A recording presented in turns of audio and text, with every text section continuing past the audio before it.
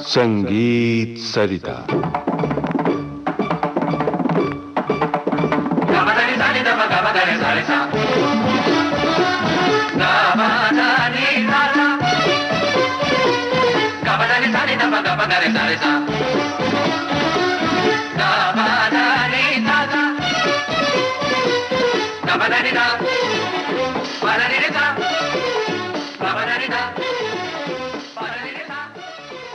दोस्तों, संगीत सरिता कार्यक्रम में हम आरंभ कर रहे हैं सुप्रसिद्ध संतूर वादक पंडित शिव कुमार शर्मा द्वारा प्रस्तुत श्रृंखला संतूर यात्रा।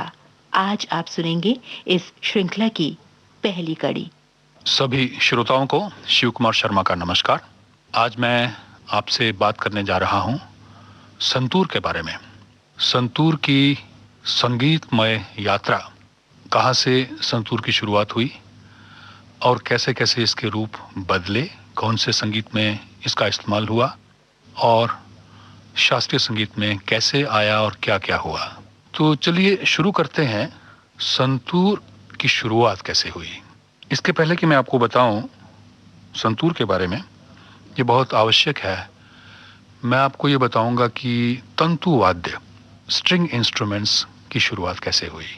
प्राचीन समय में जब इंसान अपने खाने पीने के लिए शिकार खेलने जाते थे, धनुष और बाण का इस्तेमाल होता था, तो किसी व्यक्ति को ना जाने कैसे ये भाव पैदा हुआ कि जब बाण छोड़ा जाता है तो एक ध्वनि उत्पन्न होती है।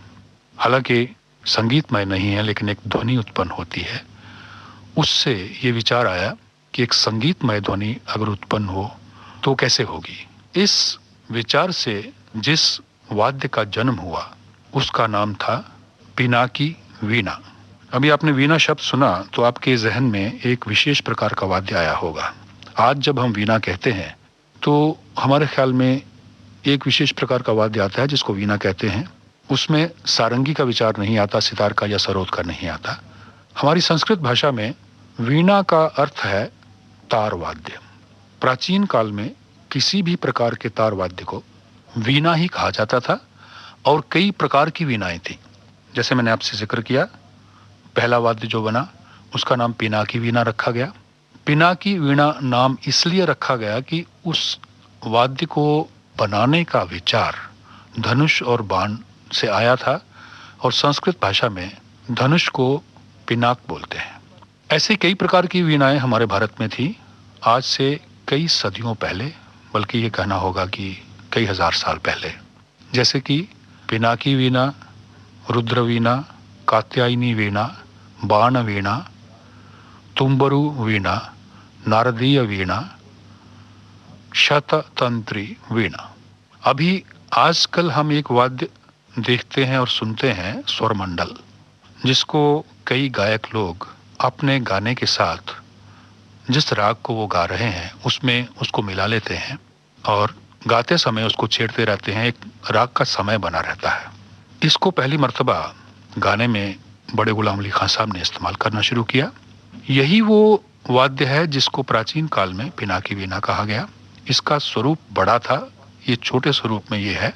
और पाश्चात्य संगीत में पिनाकी वीणा का नाम था हार्प, जो बहुत ही प्राचीन वाद्य है। उसमें तार नहीं होते थे, तांत रहती थी, जिसको सुर में मिला करके तार की तरह इस्तेमाल किया जाता था।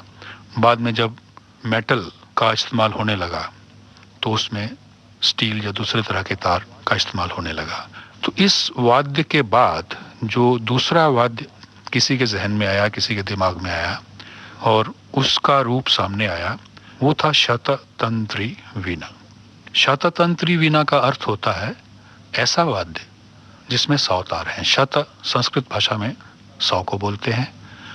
तंत्री का अर्थ है तार और वीणा, जैसे मैंने आपसे कहा, एक शब्द ऐसा जो हर प्रकार के तंतु वाद्य, तार वाद्य के साथ इस्तेमाल होता था। तो शततंत्री वीणा का अर्थ हुआ 100 तार की वीणा। तो यही पुराना प्राचीन नाम है संतूर का। बाद में हमारे भारत में हमारे संगीत के ऊपर, बहुत सारी चीज़ों के ऊपर फारसी भाषा और फारसी संस्कृति का असर हुआ उसका नतीजा था कि शततंत्री वीणा का नाम बदल के संतूर हो गया। और ये वाद्य कश्मीर की वादी में बहुत सदियों तक इस्तेमाल होता रहा। और प्रायः लोग ये कहते हैं कि ये लोक संगीत में इसका इस्तेमाल होता रहा। मैं आपसे ये बताना चाहूँगा, लोक संगीत से थोड़ा ये संगीत अलग है, जिसको कश्मीर में सूफियाना मौसीकी कहते हैं। इसका मतलब है कि ऐसा संगीत जो सूफी लोगों ने इस्तेमाल किया और सूफी तरीके के जो गाने होते हैं उनको उसमें गाया जाता है। और इसका इस्तेमाल गानों के साथ में संगत के तौर पे इस्तेमाल होता रहा। और कई मर्तबा उसमें एकाकी वादन मतलब सोलो में भी उसका इस्तेमाल होता रहा। अब ये एक बड़ी रिसर्च की बात है। कई लोगों का ऐसा सोचना है कि संतूर जो है इसकी उत्पत्ति ईरान में हुई। ईरान के लोगों का विचार ऐसा है। और हमारे यहाँ इसको शततंत्री वीणा बोलते थे, जैसा मैंने आपसे जिक्र किया।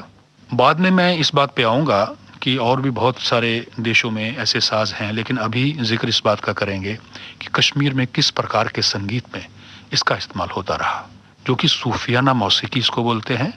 और उसमें 3-4 लोग मिलके गाते हैं और गाने के साथ में संतूर का बहुत महत्व है संगत में बजाने का। हालांकि साथ में एक छोटी सारंगी, सारंगी का एक मिनिएचर फॉर्म वहाँ इस्तेमाल होता है, जो भी संगत में बजाया जाता है।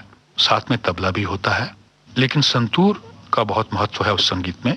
तो हम आपको पहले ये सुनाना चाहेंगे कि कश्मीर में किस प्रकार का ये संगीत है, जिसको सूफियाना मौसीकी कहते हैं, और उसमें संतूर वादन किस तरह से होता था, अभी भी होता है। लेकिन हमारे बहुत ही नामी कलाकार हुए हैं सूफियाना मौसीकी के। ये ग्रुप्स होते थे, मतलब एक लीडर होता था और साथ में बाकी के लोग मिलके गाते थे। एक नाम उनमें से सबसे पहले जहन में आता है, मोहम्मद अब्दुल्ला तिब्बत वक्काल।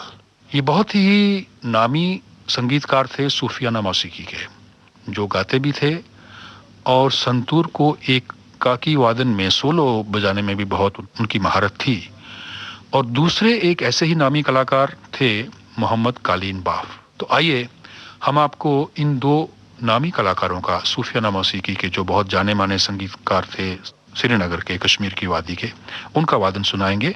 पहले मोहम्मद अब्दुल्ला तिब्बत वक्काल और उसके बाद मोहम्मद कालीन बाफ।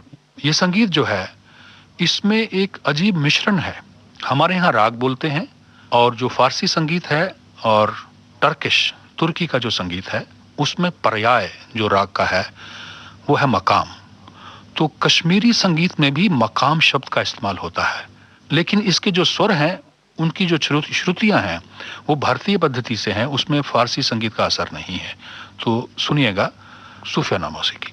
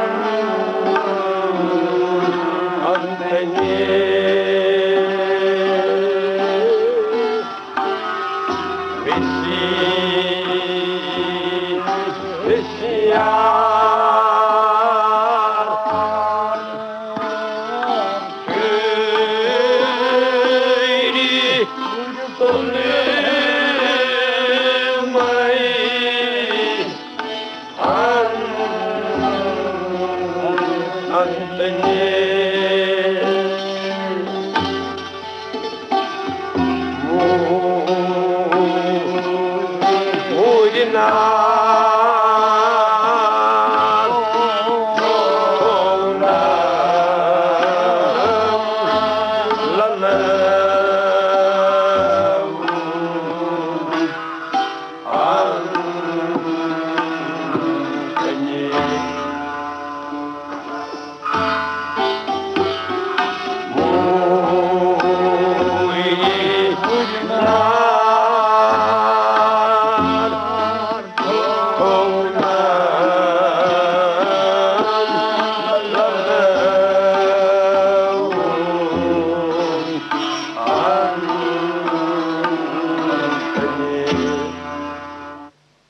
अभी आपने मोहम्मद अब्दुल्ला तिब्बत वकाल और उनके साथियों का सूफियाना संगीत सुना, जिसमें संतूर वादन था।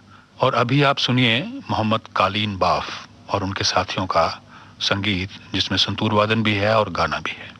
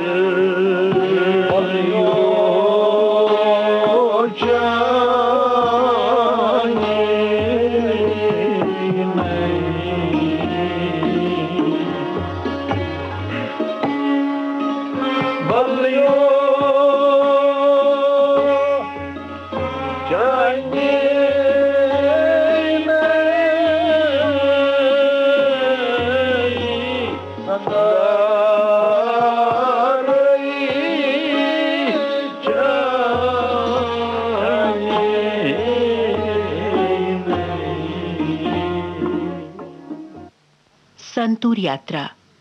अभी आपने इस श्रृंखला की पहली कड़ी सुनी।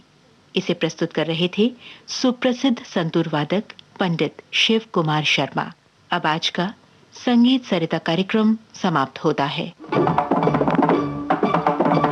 विविध भारती के संग्रहालय से प्राप्त इस कार्यक्रम की प्रस्तुतकर्ता छाया गांगुली।